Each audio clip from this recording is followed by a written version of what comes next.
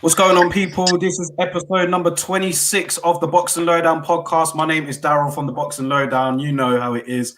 And listen, man, you guys already know him. I'm delighted to be joined by my co-host. You know what I mean? Pulls no punches, keeps it real every single time. Mr. Laurie from AFTV. What's going on, man?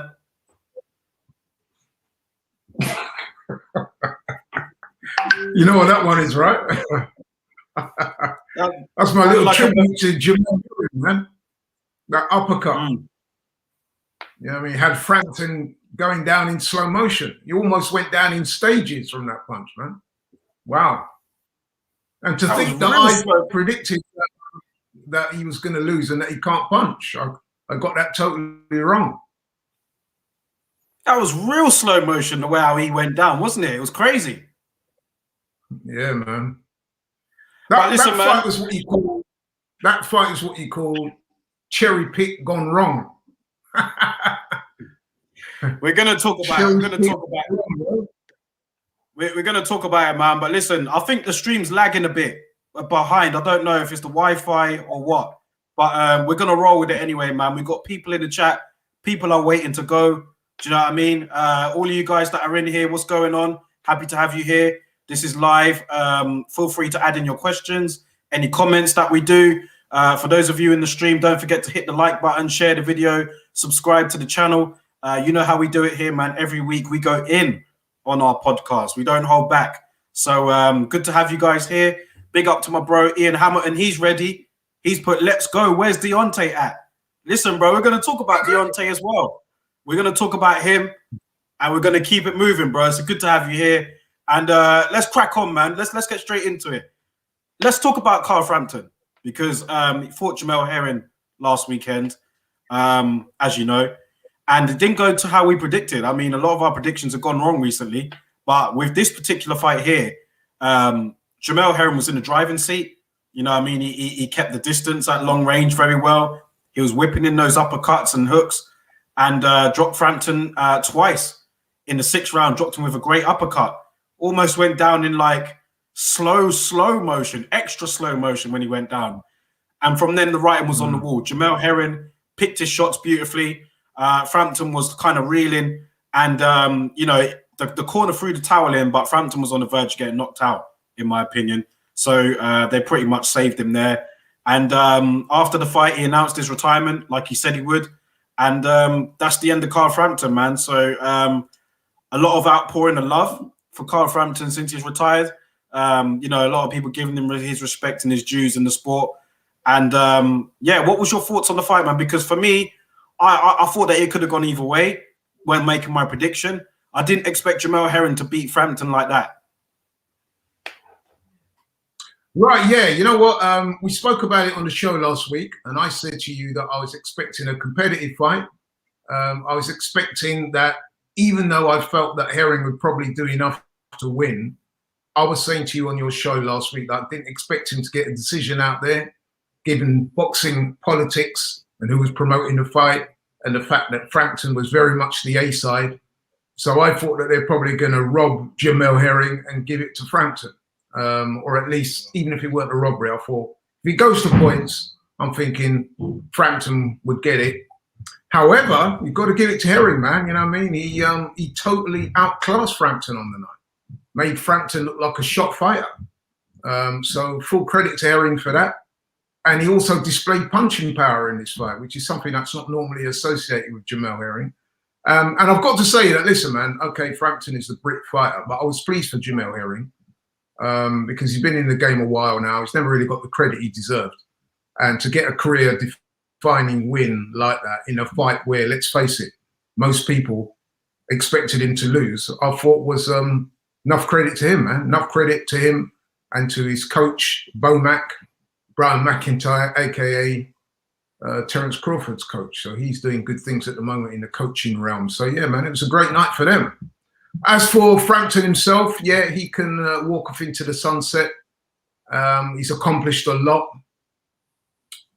He's a good fighter. You know what? I'm going to keep it 100, man. I wouldn't have him down as a great fighter. I know that a lot of people are going to disagree with that, man, but I've got my reasons for that as well, man. I mean, I don't consider him a great fighter. I think he's a good fighter, one of the better fighters to come out of Ireland in recent years, no doubt about it. But when it comes to Carl Frampton, man, and I'm going to be maybe a little bit controversial for some people, but I just want people to hear me out. I can't look past the ducking he did, bro, in his career. I can't. And I'm finding it hard to forgive him for what he did to that. He was part of that sort of machine, that dark machine that was trying to get Rigondeaux out of boxing. You know what I mean? And he kind of spearheaded that for me with his shameless ducking of giving my Rigondeaux. Remember that? Yeah. About 4 or 5 years ago now, about 2016, when Rigondeaux had, was on the come up, and that super bantamweight, man, and he was knocking guys out, and you know what I mean, he was calling out all those guys. None of them wanted to fight him. And I remember Frampton was quite egregious in the way he was ducking the man. And then what did it for me with Frampton was the way he would turn it on Rigondeaux and say that he's boring and stuff like that, which was far from the truth. If you don't want to fight the man, you're scared to fight him, it would have been easier probably just to say so. But to do that in a shameless way that he did, and then turn around and try and blame it on Rigondeaux and say, oh, it's because no one wants to see him fight. That was absolute nonsense. And you know what? I never quite forgave Carl Frampton for that, to be honest. It always stuck in my craw. I don't know about you. But to see the way he was going, what do you guys think? What do you guys in the chat think with regards to that? And there's a little lag in delay here, but we'll carry on with regards to Frampton. Because, listen, there was that period of time after Rigondeaux beat Nonito Donaire. Rigondeaux was supposed to be it for him. He was supposed to be, do you know what I mean, the guy then. That was supposed to be get all the mega fights, but they never quite came his way. And Carl Frampton, I mean, Scott Quigg, there was Leo Santa Cruz, there was a few other guys that just opted against fighting Rigondeaux. How much of a mark are you putting that against Frampton's career? We've got some comments here. Let's just quickly go through them. Ian's put here, I was slightly surprised that Carl didn't attack the body more when he got close. Slightly let Heron dictate things, but all credit to Jamel for using his attributes. Yeah, Jamel was like 5 inches taller, wasn't he? Nathan's put, Frampton had a very solid career, but agree with Laurie, he did swerve Rigo. Mohammed Zishan has put, I agree with Laurie. So look, you say controversial things, but I think that I think you're one of them people where like there's a lot of the silent majority will agree with you. The silent majority will be like, you know what, he's got a point there, but I won't say it out loud, but he's got a point. But yeah, carry on. DS, strongly agree with Laurie. You know, and you know why I felt compelled to say this as well. I don't want to make it sound too much like I'm shitting on Frampton, even though it may be coming across that way.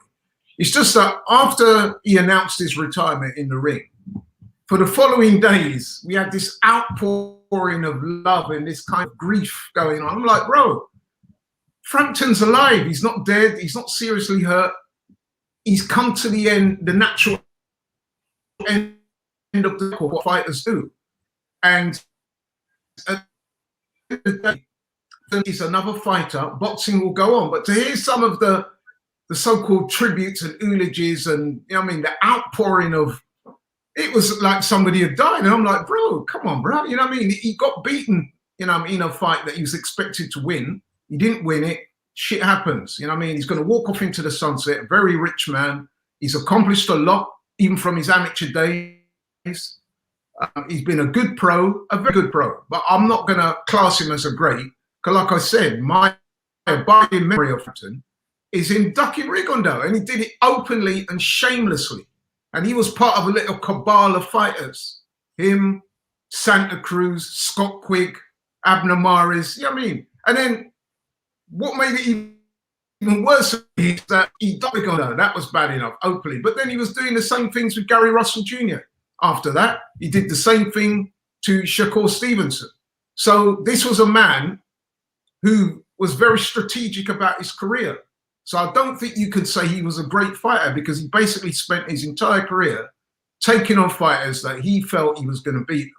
And then it kind of caught up with him, didn't it? It's ironic that a guy that spent his career ducking Rigondeaux, Gary Russell Jr. and Shakur Stevenson, he wants to bow out on this night of glory against a hand-picked, cherry-picked opponent, Jamel Herring, who they think's got no heart, he can't punch, he's washed up. and the guy knocks him out. I'm like, so what, you want me to crown him great, having a great career after that? No, man. You know what I mean? He's a good fighter, don't get me wrong. He's a good fighter, very talented. And back in the day, he had some very good fights. The one with Nanita Denise sticks out, you know what I mean? The fights he had with Kiko Martinez when he stopped him, I think, years ago. That was a very good performance. Even the Scott Quigg performance was a good performance, you know what I mean? Because Scott Quigg was a good fighter at the time, you know what I mean? And it was an all-British clash and he came out on top. But I'm not going to elevate him to that great status, man. And then the other thing that kind of stuck in my craw a little bit with him as well is that more recently we've seen Carl Frampton commentating, yeah? And he's a decent analyst of fights. He knows his boxing, obviously. If you recall, when Daniel Dubois got beaten by Joe Joyce, Carl Frampton was quite public, quite open in his criticism, isn't it? He's basically accusing Dubois of lack of heart, right? And I'm not very comfortable when I hear fighters doing that, because at the end of the day, man, it's too easy to just say, oh, the guy quit. The guy had a very bad eye injury. He's only a young guy. He probably felt he was saving his fit. And then he also did a similar thing with Jamel Herring. Remember Jamel Herring's the fight before Frampton, where the referee had basically asked him if he wanted to carry on. He'd suffered a bad cut over his eye. And Herring, you know, I mean, to all intents and purposes, sort of made it clear that he didn't want to fight on. He'd been butted, and he didn't think he was able to carry on. And he got a lot of stick for that. And one of those people giving him stick was Carl Frampton, who again was accusing him of having, you know, insufficient cojones. So I'm like, bro, so you're accusing other people of not having cojones, but wasn't you the same one that spent about 3 or 4 years ducking Rigondeaux, ducking Gary Russell Jr., ducking Shakur Stevenson? So how the hell are you going to turn around and question other people's bravery? To me, you know what I'm saying? You know where I'm going, yeah? So so I thought it's necessary. If we're going to talk about Carl Frampton and have an honest conversation, you've got to talk about that, because when we talk about ducking, that ducking of Rigondeaux was one of the most shameless and egregious examples of it that you'll see. Let's go to some comments here. Nathan's put, Herring was just too big and strong, just a good boxer anyway. Stefan says, Frampton had a good career for sure, but he shamelessly ducked Rigo. Ian Hamilton has put, let's be honest, everybody swerved Rigo, not just Frampton. Loma got him past his best. That doesn't make it all right, though, does it? I mean, he did swerve. No, not at all. And let's be honest as well, even when Lomo got him, as Ian quite rightly says there, that was because Rigo couldn't get no fights. Yeah, the man had to jump up 2 weight classes to take on Lomachenko. And to be fair to Lomachenko, right, he said something quite classy after he, let's face it, he wiped the floor with Rigondeaux in that fight. And he said something that I thought was quite classy. He said, listen, man, the guy was never going to beat me. He's too old, and he was too small.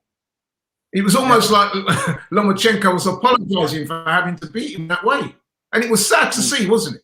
A great fighter like Rigondeaux, who should be in the Hall of Fame, a tremendous fighter, having to go up 2 weight classes because everybody else around him swerved him. So Ian is right. He, at the time, they were all doing it.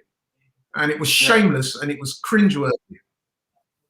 Nathan said here, where would you rate Frampton overall in terms of British boxers over the last decade? Now, when you look at it over the last decade, you've got the likes of David Hay, Ricky Hatton over the last decade, or I don't know if that's the decade before now or this one, but over the last decade, yeah, Ricky Hatton, I guess like those type of guys. Where would you put Frampton in that mix of top British fighters, man, over the last decade?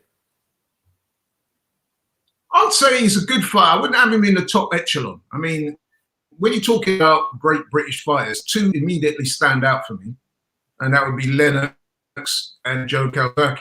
And then obviously you've got other guys, your Nigel Benns, your Ricky Hatton, Nigel Benn, Chris Eubank, Hatton, you know, people like that. I wouldn't have Frampton in any. I wouldn't have him in that top echelon of fighters, man. I wouldn't. Two-weight world champion. Two-weight world champion he was. You know what I mean? Got some good names on the resume, like Leo Santa Cruz, Scott Quigg, Donaire, Kiko Martinez, who we saw gave Zelfa Barrett all he could handle. Even at his age now, So listen, I think Frampton, I did like to watch him. I thought in his prime he was definitely skilled. You know, he was a good boxer. And yeah, the Rigo thing's always going to be an asterisk for me, because the way how that was being conducted, not just by him, but by loads of others, I can't forget it. Like, we have to hold people to the same standard, whether you like them or not, whether they're British or not. We have to hold them to the same standard and say, look, man, he ducked him.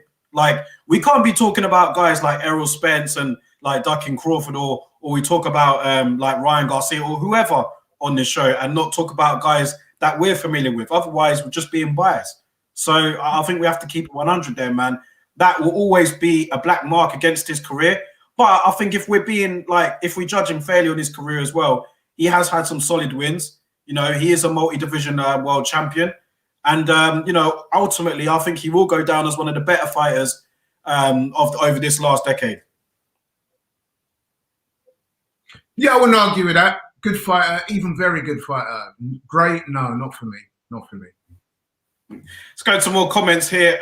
Stefan's put, Frampton peaked in the first Leo Santa Cruz fight. That was his defining win. A very good career overall, but he has never been the best fighter in his division. Sharper Sounds has put here. Big up. That's what I'm saying, man. Sharper Sounds has put here. Big up to you both. Enjoying the show. Big up to you, Sharper Sounds, man. Thank you for joining. DS has put here, Frampton was good, but never great. Nathan has put, the commentary and production on Channel 5 was pretty poor, in my opinion. Very poor. Like, I was saying it to Laurie after the fight. I rang him.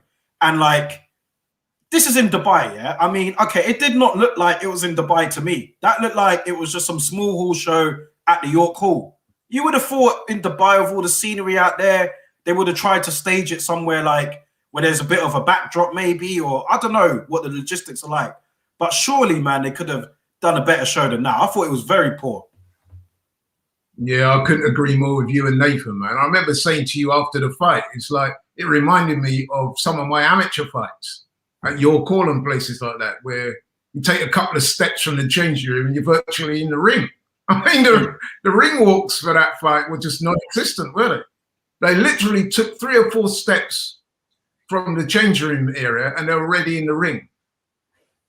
And then the ring announcer, I don't know what he was doing, man.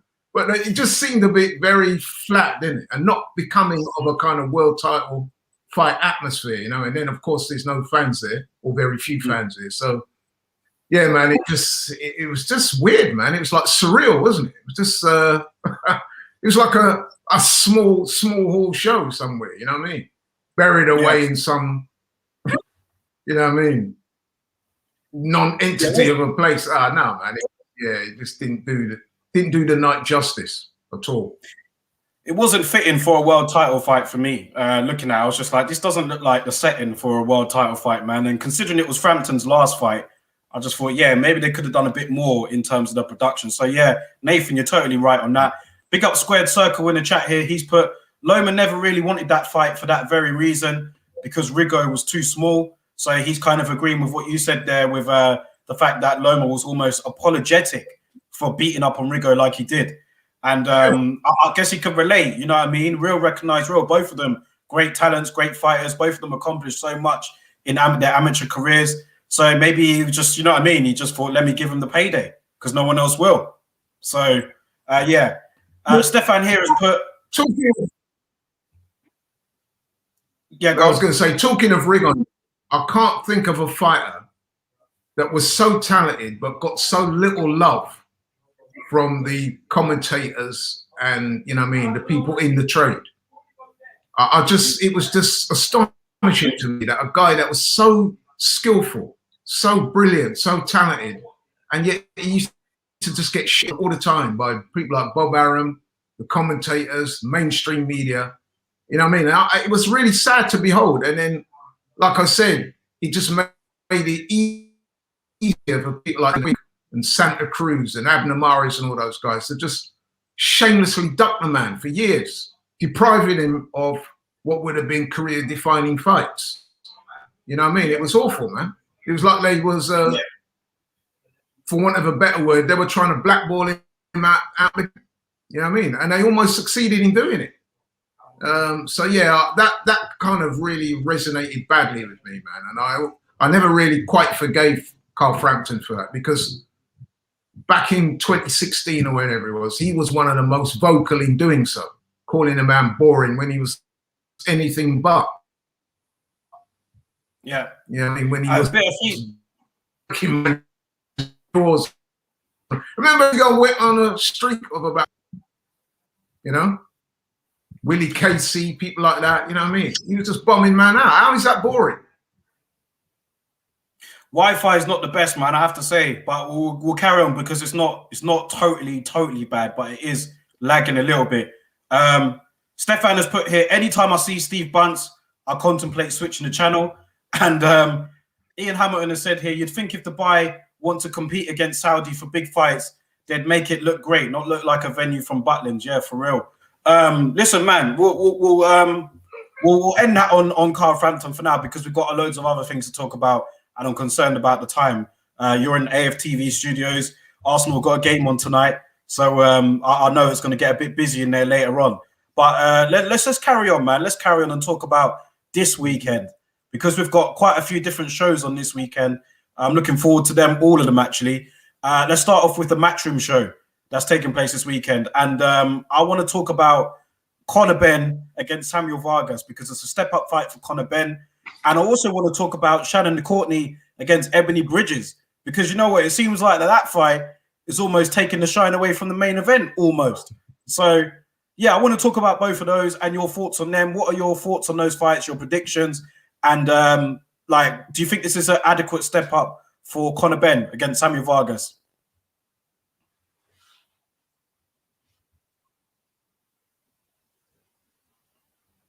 Yeah, I do. Yeah, I think it's a good fight for him. I think it's a very winnable fight, but I think it's one where he's going to have to exercise a degree of caution, because Vargas, I mean, you saw when he fought over here against Amir Khan, he had Khan on the floor, he had him hurt. Some people thought that he got shortchanged on the cards in that fight. I don't know what you thought. I thought Khan may have just done enough to win. But he was very competitive, and I think Amir Khan's come out this week and said to Conor Benn, you know what I mean, not to regard this as a foregone conclusion. You're in with a live opponent. So it very much depends on what level of ambition that Sammy Vargas has still got at this level. Because obviously, the one thing you do know about Conor Benn is he's going to be hyped. He's going to be rearing to go. He's the younger man. I mean, he's only 24. To Vargas is 31. I mean, you know what I mean? Vargas has had way more fights than him and way more experience, been in with a higher level of competition.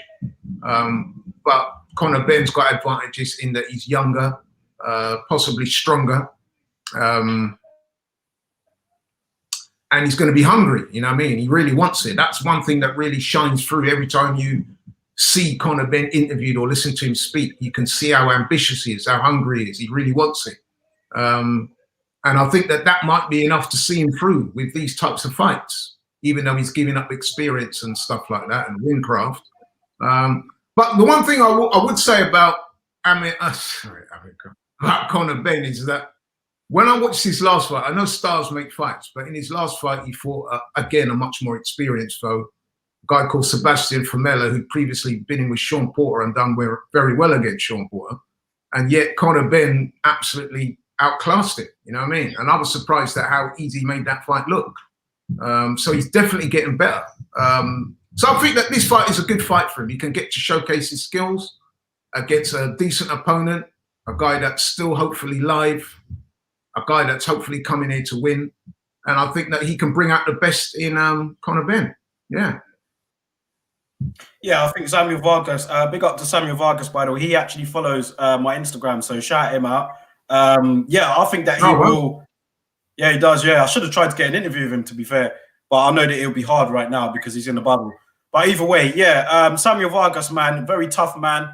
I think that at this stage of Conor Benn's career, it's a good test for him because it's going to show him where he's at. Do you know what I mean? Samuel Vargas, he did what you saw what he did to Khan during that fight, and you know, Conor can get hit, so it'll be an interesting fight. Well, I think it'll be an entertaining one while it lasts. I'm going for Conor to get the victory, but I think that he'll definitely have to go through some sort of bit of adversity along the way. I don't see Sammy Vargas. He's not going to do a Molina. He's not going to like get his guy in trouble and lay down after he gets hit. He's gonna go for it.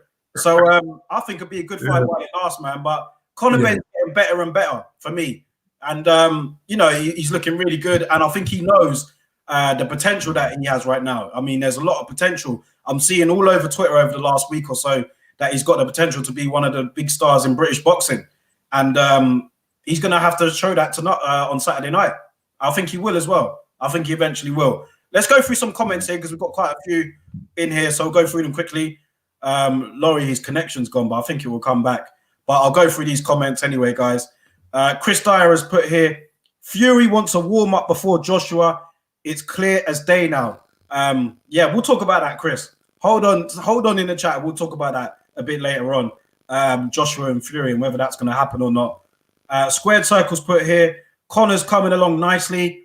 If he comes through this, they need to look for a big name to put him on the map. I agree with you on that. Nathan's put here, Cash Farouk is on the Benn card. Yeah, really good boxer. Yes, he is. Look forward to watching him and the main event fight. Scott70, big up Scott70 in the chat, bro. He's put Formella was a punch bag. He was. But in that fight there, Conor Benn made him look like a punch bag. Against Sean Porter, I mean, he took the distance with him. And I thought that Conor Benn's win was more impressive. So big up to Scott for the chat there. Ian Hamilton has put, Conor Benn has been red hot recently. A big winning style will get him more traction. His style is also fan-friendly, which will help attract more eyes to his fights. I totally agree. And big up Big Lou in the chat here. He's put, good step up for Conor. Be intrigued to see how he does against Vargas. And Squared Circle has put here, yeah, Lash looked good in his last fight. Cash, he's talking about Cash Farouk, of course. And yeah, guys, I'm going to see what's happened with Laurie's stream here. The Wi-Fi wasn't that great when we were talking just there. So I'm thinking that it kind of lagged a bit. But I'm going to get rid of him and then let him try and come back because I'm sure he'll be able to come back eventually. But his stream wasn't too good at all. But either way, guys, we'll carry it on. We'll keep it going. I think, honestly, this is a good fight for Conor Benn. He's got the chance to really make a statement, not in terms of in the welterweight division, because, I mean, he's still got a way to go. But I think that if he can get an impressive win on a domestic scene, it will really, like, help him progress to be that star that he wants to become. He's already got the surname already. But how far can he go in this welterweight division? We all know how talented it is. Samuel Vargas, at this point, he really is just a real gatekeeper to the top guys at that division. Or is he even a gatekeeper anymore? I mean, he's a tough fighter, but you see how deep the welterweight division is. So for Conor Benn, he's going to have to win and win impressively if he is to get up into that top 15, top 10 of the welterweight division. But it's a very strong division. And as you'll see what we'll be talking about later with Jerome Ennis and Sergey Lipinets, it's going to be tough. It's going to be tough, but I'm sure we'll enjoy the ride while it lasts. So we'll go through some more comments here. Big up Nathan. He's put, Formella did beat Fulani Mgenge, who is a decent boxer from South Africa. And then Stefan has put here, maybe Laurie's Wi-Fi provider is a Joe Parker fan. You know what? That Scott70 who left the comment earlier, he was the one that's asked that Joe Parker question last week. And yeah, whoever it is, man, they've totally took Laurie out. So I'm going to see if I can get him back in. Let me see if he comes back in the stream, guys, because I don't know what's happened to him. Bear with. Yeah, but I don't know what happened there. I don't know what happened with his stream. It might be because Laurie was talking. For those of you guys that missed it last week, Laurie was talking some. We were both talking it on Joe Parker, to be fair. But yeah, we'll wait for him to come back in. He'll come back in, I'm sure. Scott70 has put here, Formella is the boxer I want to see retire out of any current fighter. Why is that? Let me know why, Scott. I mean, out of all the current fighters out there, Formella is the one you want to see retire? Let me know why. Let me know why. But as I say that, Laurie looks like he's going to get back in here. I can see him trying to get through on the chat. But the Wi-Fi today, I don't know what's going on with his Wi-Fi, man. We'll get him back in the chat. Bear with, guys. Let's see what to do here. What happened, man? I don't know. Someone from Northern Ireland didn't like what I had to say about Carl Frampton. I think. One of the comments here says maybe Laurie's Wi-Fi provider is a Joe Parker fan. Yeah, or Canelo fan. I don't know, man. Seem to have picked up a lot of haters, man. But hey, it is what it is. Yeah, we move, man. Listen, we was just talking about like Conor Benn, and you know, if he wins the fight, what could possibly be next for him? The fact that Samuel Vargas, would you call him a gatekeeper at welterweight? Welterweight is deep. Would you say Samuel Vargas is a gatekeeper, or is he not even that anymore? Yeah, I would say there's a gatekeeper. I mean, listen, he's been in with, if you look at some of the guys on his resume, he's got quite an impressive resume. I mean, he's been in with Virgil Ortiz, Luis Colazzo, Amir Khan. You know, I mean, Danny Garcia, guys by a long way, all beat us. But yeah, man, I mean, he's got the experience. And like I said, it depends on how much ambition he's going to show up with on Saturday. Does he really believe he can win? Is he here for the win, or is he here for the payday and to go the distance and all the rest of it? If he's here genuinely with the intentions to win, I could see him giving Conor Benn problems. I really could, because I mean, he does have skills.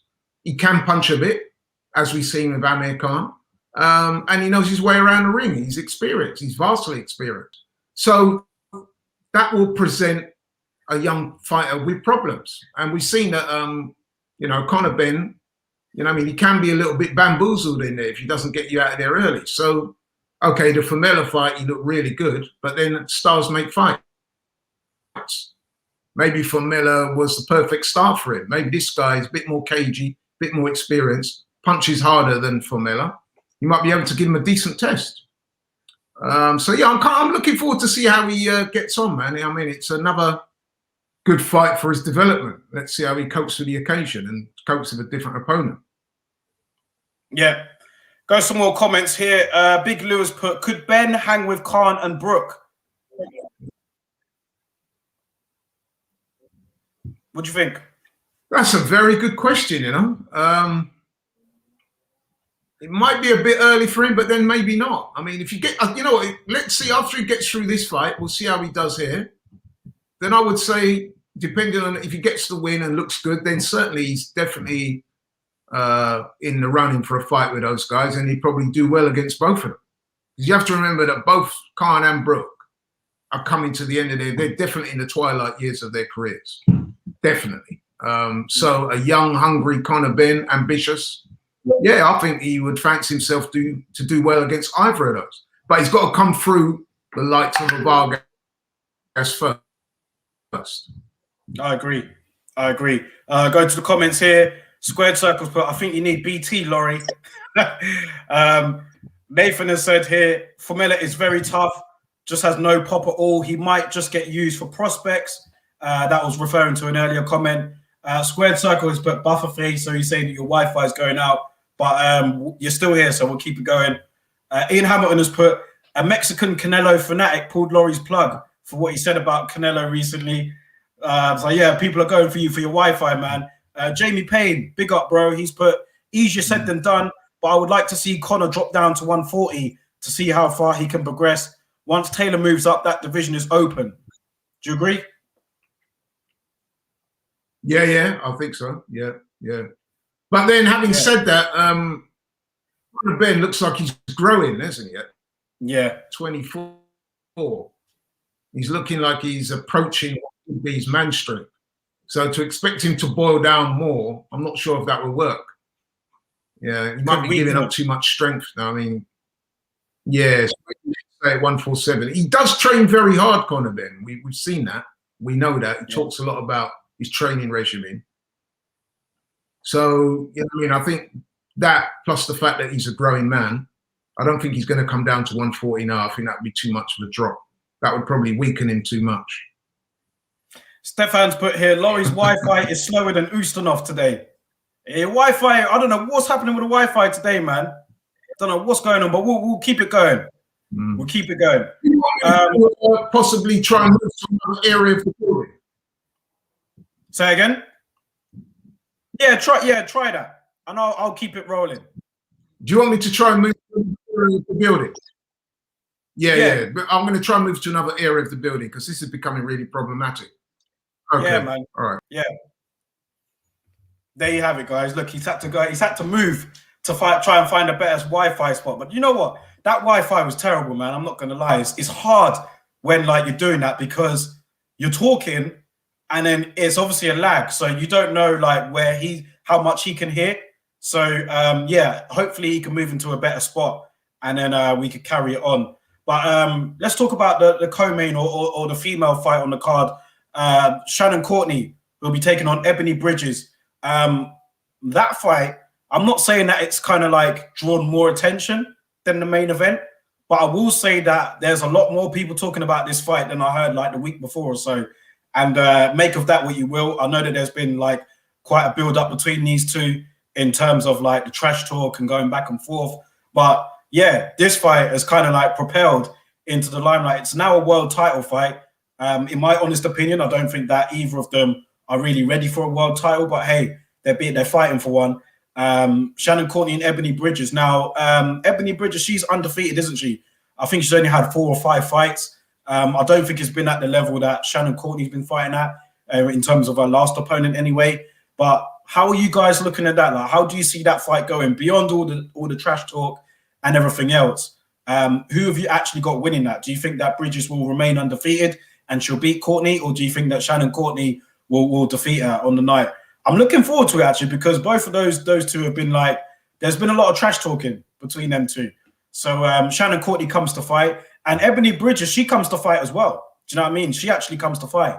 So I'm looking forward to this one as well. I'll see what you guys have to say, man. We'll go to the chat. DS has put here, good comment, Jamie Payne. Conor started at 147 too early. He should have stayed at 140 or even 135, but he is starting to grow into welterweight. Yeah, it's a good point you made there, Jamie Payne. Because when you look at the welterweight division and you look how deep it is, it's going to be difficult for Conor Benn to pick up a world title there. It's going to be difficult for him to, it's going to be hard at that particular weight. At 140, there are some quality fighters down there too, but it's nowhere near as deep as welterweight is. So in terms of like the potential fights against like big names, like Jerome Ennis is also fighting this weekend. You've got Virgil Ortiz up there, and then you've got like the champions, and then you've got the solid contenders. It's going to be hard for Conor Benn to get up at the top of that division. Maybe he might have to wait until some of these guys bow out. But at like welterweight, yeah, you fancy his chances more. But how hard is it going to be for him to boil down to 140 now? I think it'll be difficult, especially with the fact that he's growing as well. So good comment there, Jamie Payne. DS also agrees. DS has also put, Laurie must be on Virgin Media. But I don't know what Wi-Fi he's on, man. But whatever it is, he needs to sort it out. He needs to pay his bill because they're not. I mean, he's in the AFTV office.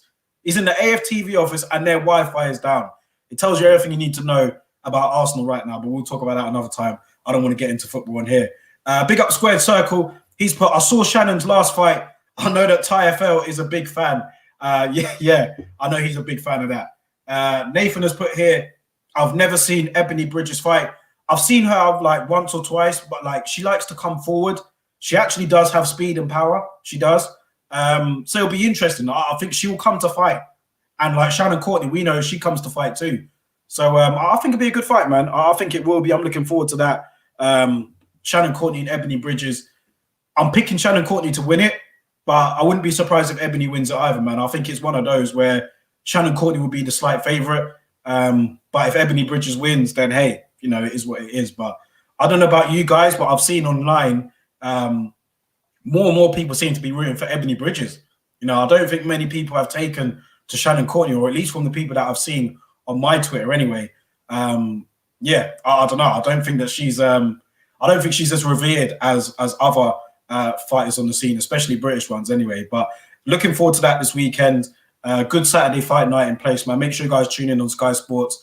Should be a good card and entertaining one as well. I think it'll be an entertaining one, and hopefully we get more of an update as to what's going on with this whole AJ and Tyson Fury situation, because Eddie Hearn is obviously going to be there. I think he made I think he did an interview today, or like was talking about the potential Fury and AJ fight today, because as you guys know, there's only like how many days? Like I think Tyson Fury said there was like 3 days, and that was yesterday. So what, we're 2 days now. in terms of getting the venue and securing that fight. What is happening? What is going on? It seems to me that Eddie Hearn is the one that is very positive about it, but he's the only one that's being positive about it. When you talk to John Fury or you talk to Frank Warren, you know, none of them guys really seem to be as positive as Eddie Hearn is. Is Eddie Hearn kind of like, you know, is he kind of like hurting himself by being so positive about this, where, you know, he set a deadline and he's putting pressure on himself? Because now everybody's going to be like waiting. And just as I say that, Laurie seems to be back here, so let's try and get him back in the chat and we'll get his opinion on it as well. He's moved to a different spot. I'm hoping that this Wi-Fi is better. What's going on? Can you hear me? I can hear you, yeah. Can you hear me? Yeah, I can hear you. Can you hear me? Yeah, it's not great, but it's a bit better. It's better than before. You're certainly much more clearer than you were before.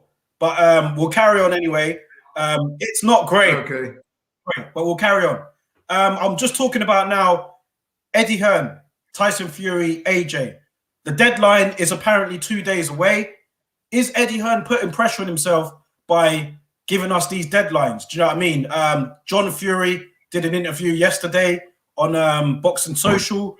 Pretty negative he was in that interview. What's going on? Like, do you think that it will get announced? Because, you know, he's going to be at the fight on Saturday night with Conor Benn and Samuel Vargas. So there's no doubt that he's going to get asked about AJ and Fury. So what's your thoughts on that? Are you optimistic or are you pessimistic? How are you feeling at the moment? Well, my thought is it would appear that John Fury's imposed and the Tyson Fury camp have imposed a 3-day deadline. But I thought that they were at 28 days from the time they initially announced the fight, which was a couple of weeks ago, wasn't it? So that deadline hasn't expired yet. So there seems to be some to-ing and fro-ing and some politicking going on there, because I don't really know what's going on. No one knows what's really going on, you know what I mean? So it would appear that egos are in danger of ruining this fight. Where have we heard that before? Am I still not coming over, no? You are, but it's lagging a little bit. We're just going to have to it go would with appear it. that egos.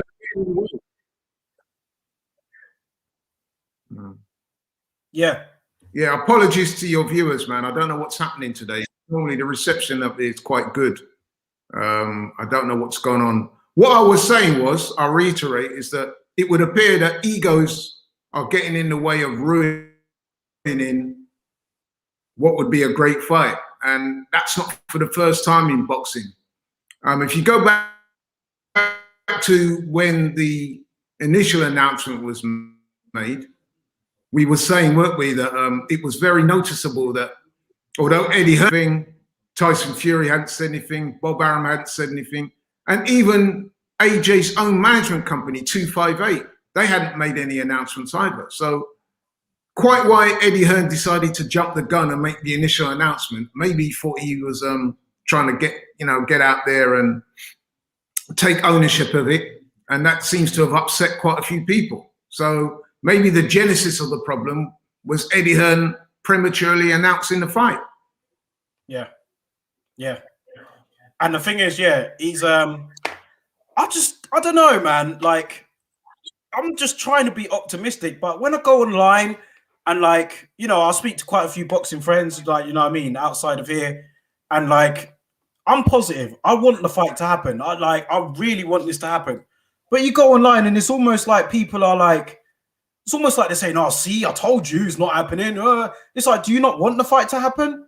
Like, there's just a very negative attitude around it. And I think that the Fury camp are pushing that negativity, and it's pushing onto his fans and just people in general. Like, it's almost like they don't want to see it so they can be proven right. That's almost how it feels when I go online nowadays and see people talking about this fight. It's like, do you actually not want to see it so you've been proven a point? Like, we all want to see this fight. Why is, like, Frank Warren being so negative? Why is John Fury being so negative? Why is it only down to Eddie Hearn to make this happen? I saw Tyson Fury put something out there saying, oh, time's running out, Eddie. What's going on? And I'm just like, what? Is Eddie the only person that's doing this fight? What's going on? But to be fair, Daryl, you are right. But to be fair, have you seen AJ make any statements about the fight? He's not said anything either, has he? He's not come out and announced that he's in camp, in training for the fight. Neither has Tyson Fury. Like I said, I think I saw a statement from AJ saying, unless you hear something from 258, then the fight's not happening. And I've not seen anything in the way of a statement from 258. Have you? No. So I think it's not, to be fair, I see where you're coming from, but I don't think you could put the blame fairly and squarely on Tyson Fury and Frank Warren, because I've not seen anything from AJ's camp either. And even Eddie Hearn, I've not seen anything in the way of a follow-up to suggest that this fight is going to happen in June. And in July, I mean, man, time's running on. What are we now, early April, soon to be mid-April? And nothing, no announcement, nothing, no venue has been announced, you know. So the longer this goes on, the more you start to think, well, maybe it's not going to happen after all. And then you've got the spectre of Deontay Wilder looming in the background, saying that he still wants that third fight with Fury, and he's not going to step aside. That's the latest I've heard from him. So the more I think about it, the less confident I am in thinking that this fight is going to happen anytime soon. Yet another black eye in the sport for boxing. That's how it looks to me. Yeah, I think that whatever happens, if it don't happen, there's gonna be a lot of finger pointing. There's gonna be like, oh, you opened your mouth too quick, or you weren't being positive, or you weren't doing it. I think that's gonna happen. But from what I see, I just see someone that's talking it up, saying, look, man, we want to get this done. We're trying to make it happen. People are signed. He's being asked questions all the time. And then you get another side where they're just like, oh, well, we're fighting twice. It don't matter who it is. Oh, we've got 2 days left. And it's just like, I don't know. It could be all bluffing. Do you know what I mean? They could really be doing stuff in private that we don't know about. Hopefully that is the case. And hopefully we get an announcement. Let me go through some comments here, and we'll see what people are saying in the chat.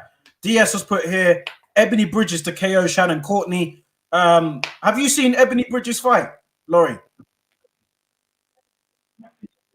I've only seen little clips on YouTube. I've not seen her fight before.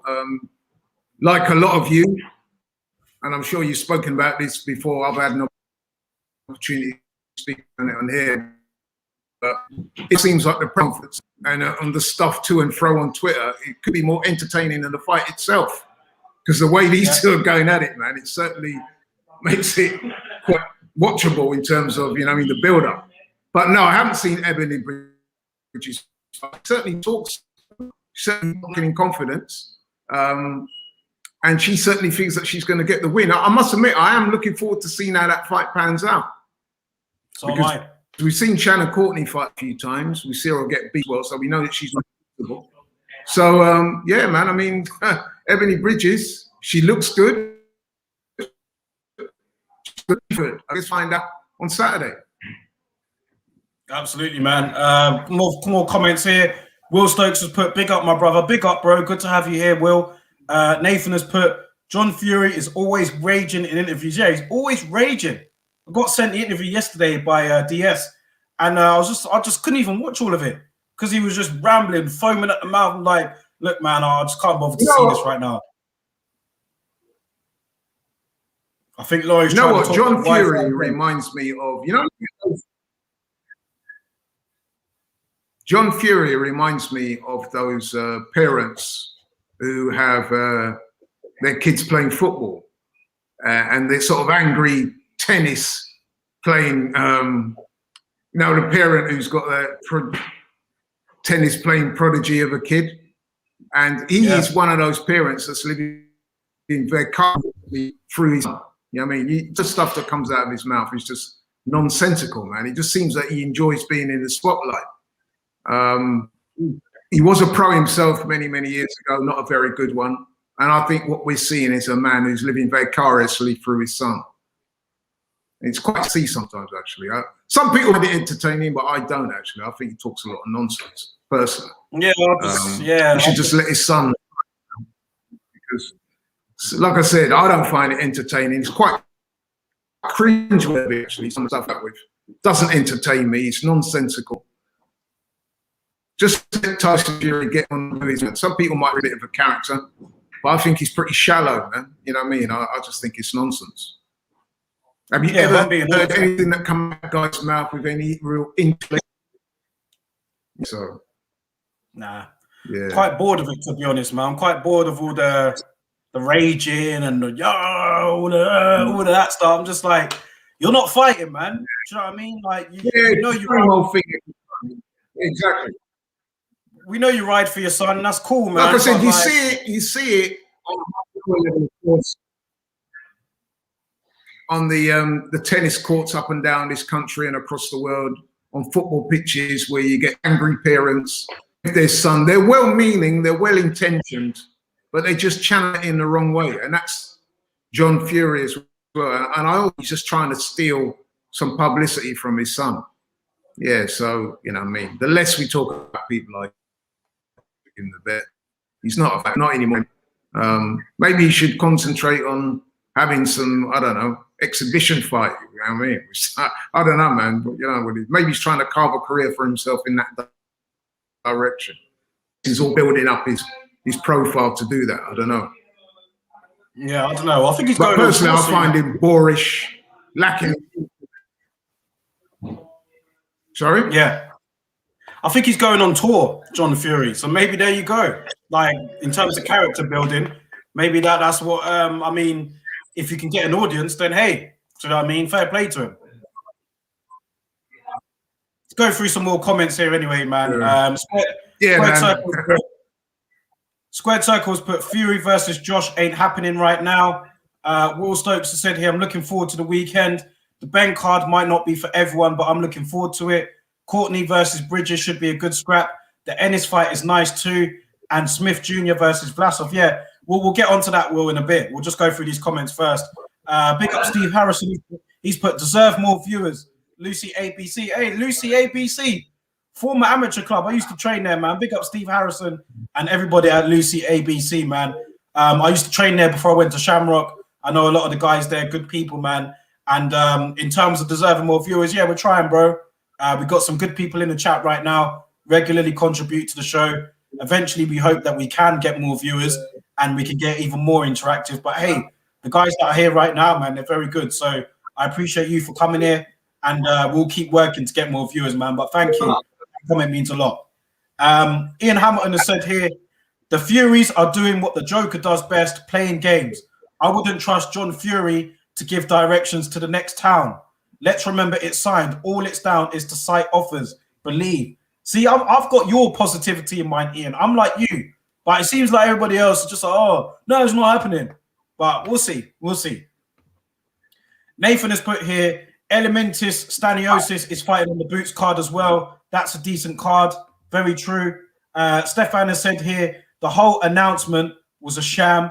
Just waiting until you have a date and venue and then announce it. I agree. Ian Hammond said here, this whole countdown thing just looks like a WWE storyline, but it's amusing.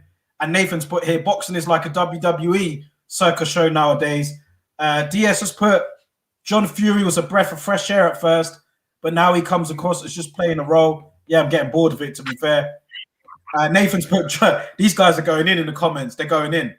Nathan's put, John, I'm the hardest man over 50 Fury. Yeah, it's boring. Stefan has said here, John Fury and Tyson Fury are walking contradictions. And Nathan's put here, not sure if you watch tennis, but the Australian player Bernard Tomic's dad was like how Laurie was just describing there. I don't watch tennis, but maybe Laurie might know that. Maybe Laurie might know about that. But that guy, yeah, it's exactly what I'm talking about. And there's been a few examples of that. Even going back to Monica Seles, you may not know, but her dad did a similar thing. You know what I mean? You get these guys, they're trying to come across as well-meaning parents, but basically, as I said before, they're living vicariously through their proteges. You know what I mean? So it makes for quite cringeworthy viewing, actually, when you see it. And with regards to John Fury as well, have you, like I said, have you ever heard anything of any intellect ever come out of his mouth? he just comes over as quite boorish, quite, you know what I mean? Like I said, lacking in intellect. It's just nonsense, bro. It's just babble. And he might have got away with it the first few times. He might have came across as mildly entertaining. But now it's just, you know what I mean? It's just cringeworthy. Get him out of sport, man. You know what I mean? Get him out. On another note, mentioning Lucy ABC, shout out to them. I actually did have quite a few amateur fights there for Lucy ABC. Yeah.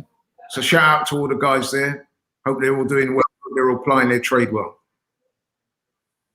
Yeah, man. I remember boxing Lucy ABC. I used to train with a few guys down there. Brian, do you remember Brian?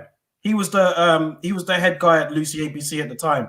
I remember training there. Do you remember Brian, don't you? Yeah, I remember Brian. Yeah. I remember Brian well. Yeah, good guy, good man. Gave up a lot of his time to nurture the amateur development. So yeah, man, enough respect to him.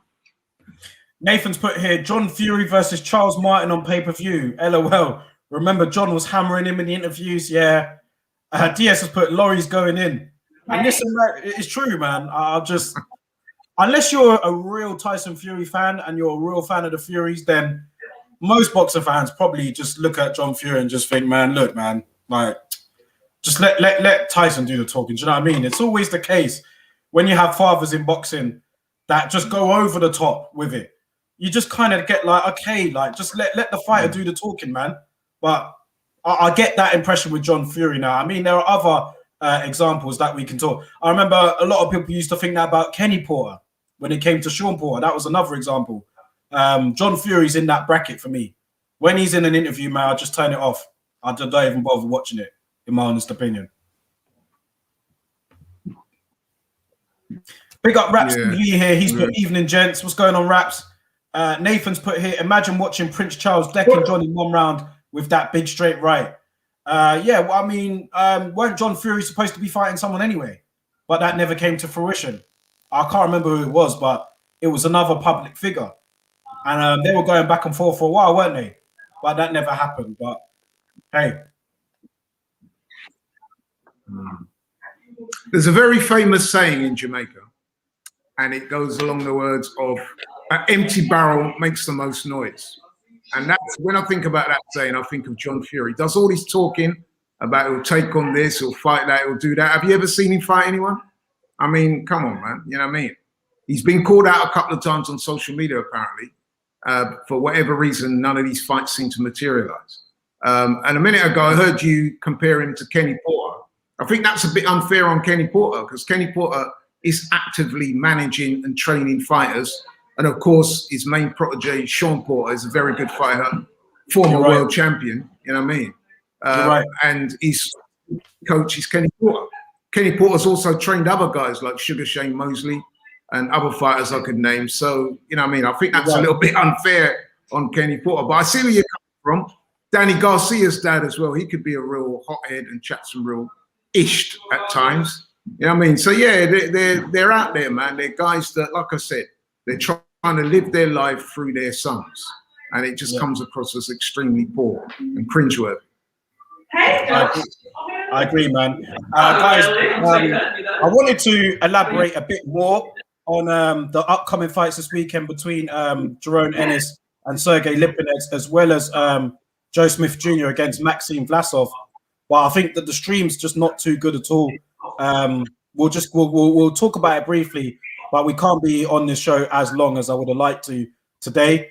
But we'll go through the comments and then I'll quickly go through those two fights and then we'll call it a day, a week for this show. But big up everybody in the chat and thank you all for being patient through this, man. I appreciate that.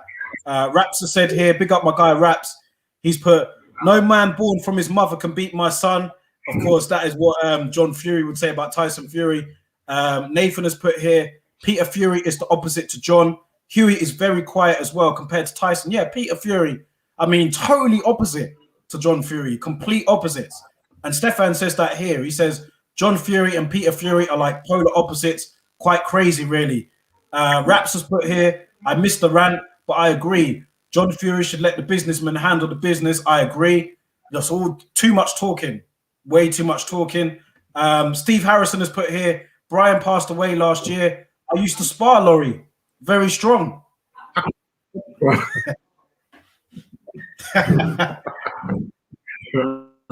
Big up Steve Harrison. You know what?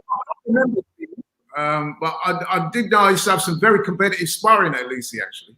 Yeah, man, there were some good guys there. So big up Steve, man.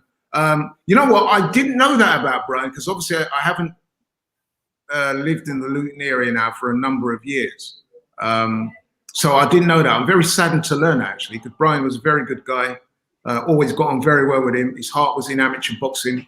He'd been a long-time servant of amateur boxing, not just in the Luton area, but he was an administrator that was known across the country. So I'm really saddened to hear that, actually. Rest in peace to Brian. Absolutely, man. Nathan has put here, Joe Smith Jr. is always great to watch. Ian Hamilton has put, does anyone know where the Ennis fight is on? And Big Lou has put, the only time John Fury is entertaining is against David Hay on BT Sport. Yeah. Let's talk about, let's quickly go through Jerome Ennis and Sergey Lipinets. And like I said, I would have loved to have gone more in depth on this. But I will say that Jerome Ennis is one of the brightest young prospects in the sport. He's taken a huge step-up fight here against the former world title holder in Sergey Lipinets, his toughest test so far. Jerome Ennis is very exciting to watch, man, and he really does have everything, it seems, to become that major star. But he's going to have to defeat Sergey Lipinets and defeat him well, I think, if he is going to be taken seriously by the other top welterweights in the division. I'm really looking forward to this. Ian Hamilton has said, does anyone know where the Ennis fight is on? I don't know if it's on Fight TV, but it is on Showtime in America. Unless Fight TV is streaming it, then I don't know of any other network that's showing it, unfortunately, here in the UK. But listen, after Virgil Ortiz got the knockout win and won in his fashion, Jerome Ennis, is he under pressure to you, Laurie, to make a big statement here and prove that he is up there with, in terms of the big names of the welterweight division? 23 years old, undefeated. At the beginning of the year, he was calling them all out. How much pressure is he under to look good, Jerome Ennis? Yeah, you make an excellent point there. I mean, listen, Virgil Ortiz and Jerome Ennis seem to be the two standout prospects, not just at welterweight, but actually in world boxing right now, aren't they? They're two of the most exciting prospects out there. So obviously Virgil Ortiz had that great win against Maurice Hooker in a very entertaining fight, which was a pretty competitive fight, although obviously Virgil Ortiz got the win and won clearly in the end. But he did have his moments where he was getting touched up a little bit. I mean, you've only got to look at his face after the fight to see that. And on paper, I would almost have said that Sergey Lipinets might be a stronger test for Jerome Ennis than Maurice Hooker was for Virgil Ortiz. So yeah, I'm looking forward very much to this fight. I can't see past Jerome Ennis though. He's looked absolutely spectacular so far. You know what I mean? He seems to have everything: power, speed, ring IQ. You know what I mean? He's got everything. Obviously, we don't know how good the chin is yet. See, that's the thing about these young guys, the up and comers, is that they haven't been tested to that point where they've been hit on the chin by a puncher. Maurice Hooker definitely wasn't a puncher in the Virgil Ortiz fight, although he did land a couple of times and get Virgil Ortiz's attention. Lipinets, I think he's done his best work down at junior welterweight, where he was a puncher there, and he did win a version of a world title. But he doesn't appear to be a big puncher, so I don't see him troubling Jerome Ennis too much up at welterweight. But you don't know. You don't know, man. I mean, we know he's very tough, and we know he's going to be competitive while it lasts. But just how competitive, we don't really know yet. So I'm really looking forward to that fight. Yeah, I think he'll bring it. I think he'll bring it, Sergey Lipinets. He's going in there expecting to win. I've seen his mood in training camp. I've seen some of the interviews that he's done. And I think that, Lipinets will go for it. And like you said as well, I think that this is a slightly more dangerous test in terms of out of the two prospects that they've had recently. When I say Virgil Ortiz for Maurice Hooker and Ennis against Lipinets, because Lipinets, I think he's got more of a dig. So I just think that, it could be.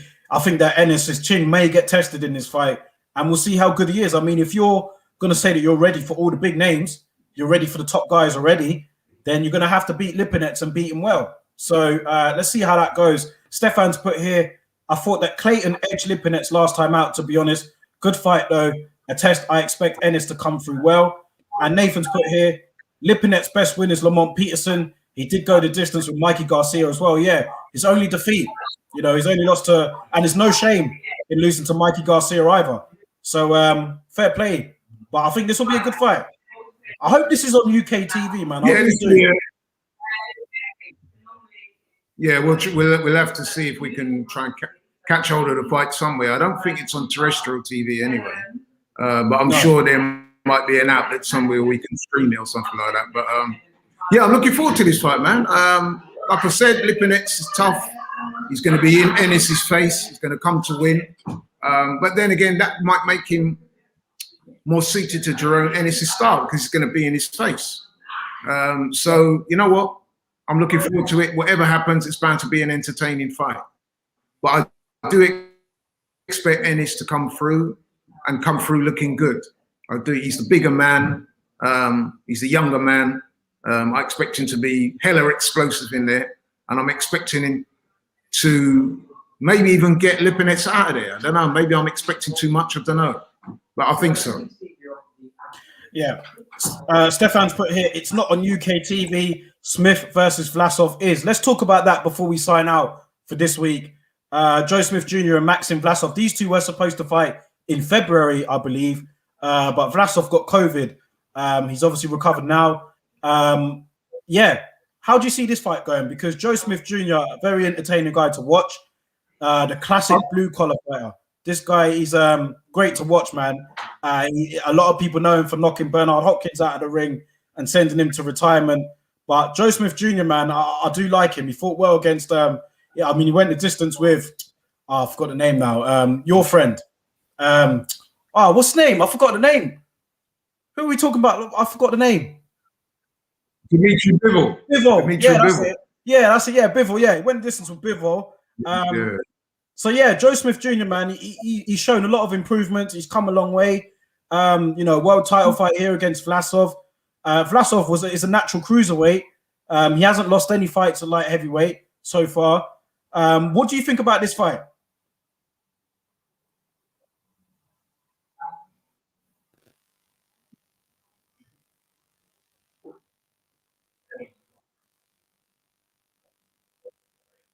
If the Wi-Fi is gone again, or a decent fight, but I'm fully expecting Joe Smith Jr. to win. He looked like it's come at the right time for him to make a statement. As you said earlier, he absolutely soundly thrashed and defeated Bernard Hopkins and sent him into retirement, knocked him through the ring. One of his best wins actually was against Jesse Hart, in which at the time, a lot of people were leaning towards Jesse Hart in that fight. And he got the win there. Yeah, man, a leader Alvarez, that was a good one. So I'm expecting him to get the win. I don't know too much about Vlasov, but looking at his resume, it's not as good as Joe Smith Jr.'s. And I'm expecting Joe Smith Jr., who looks like he has the right combination of skills and power, to get the win inside the distance. Yeah. Should be interesting here. Stefan's put, there's plenty of heavyweights on the undercard. F.A. Ajagba. Yeah, I was going to say F.A. Ajagba's on the undercard. Jeremiah Milton, Jared Anderson, and Trey Lip Morrison all in action. Should be a good show. That's going to be on Box Nation, I believe it is. So yeah, that'd be good to watch. Nathan has also put, he also handedly beat Aleda Alvarez out last night.